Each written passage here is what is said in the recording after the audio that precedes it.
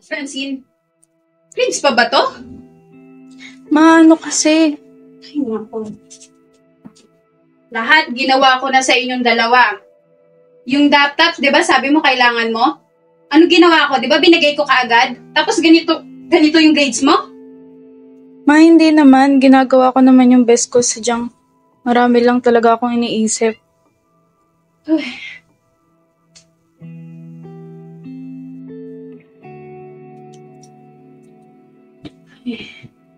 Hindi ka gumaya din sa ate mo. Ang tataas ng grades. Mahiya ka naman, Francine. Walang bobo sa pamilya natin. Kung pabaasahan mo kay Francine, ma? Buong maghapon nga lang yun nandito sa kwarto niya pag wala ka eh. Alam mo, ma, puro lang pagsa-cellphone ginagawa niyan dito. Marami lang talaga akong problema, ate. Problema? May problema ka pa sa lagay na yan, ha? Halos lahat na nga binibigay sa atin ni mami. Alam mo, ikaw, nagdadrama ka na lang. Sabihin mo, mahina lang yan talagang utak mo. Ate, hindi naman sa ganon. Oh, akin na nga yan.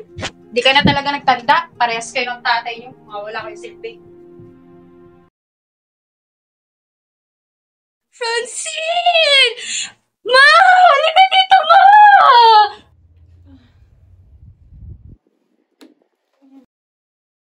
Ma!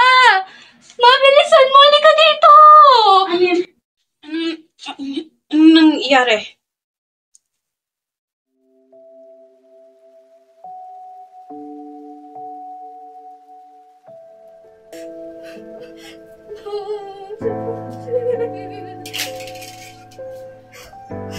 Francine?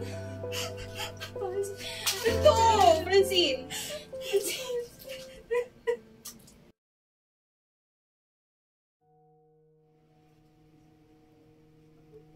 May nabasa na naman ako masasakit na salita galing sa mga kaklase ko. Iniisip ko kung anong ginawa ko sa kanila para maging ganito yung trato nila sa akin. Ang sakit-sakit tuwing may naririnig akong masasamang salita galing sa kanila. Dahil sa mga ginagawa nila ay napapabayaan ko na ang pag-aaral ko.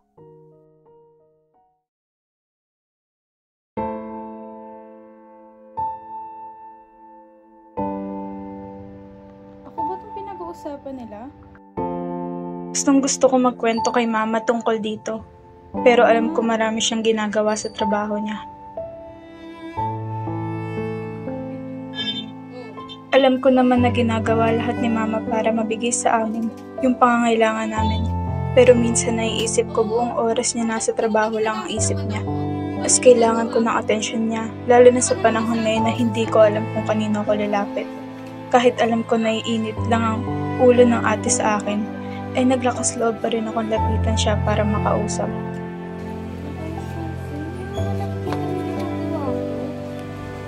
Diba? Alam mo, gawin mo. Bumalik ka dun sa kwarto mo mag-aaral ka. Para naman tumaas kahit pa paano yung grades mo. Ewan ko ba kung bakit pakiramdam ko wala man lang kahit isang tao ang gustong makinig sa akin.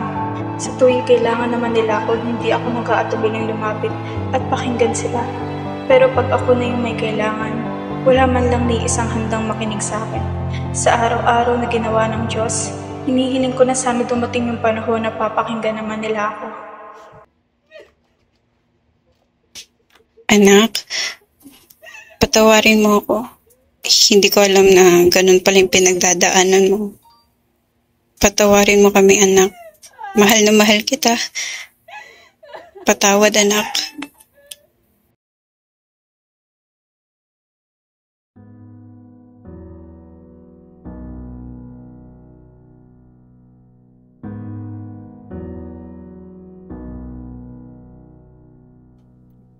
Sana naging mabuting ina ako sa kanya.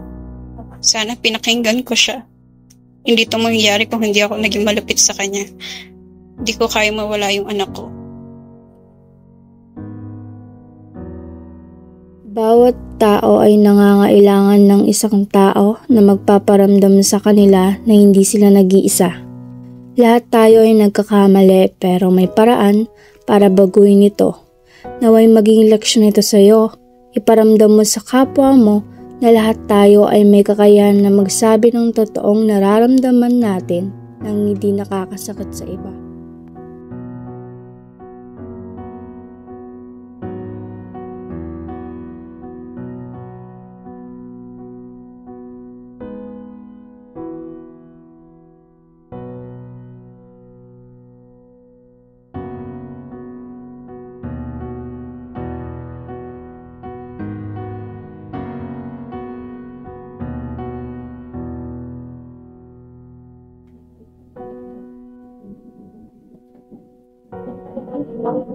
Na, Francine? Nakita ko yung grade mo Kamusta ka na? May problema ka ba? Makikinig ako. Okay lang, ma. May mga gusto lang sabihin na gusto ko makinig kayo.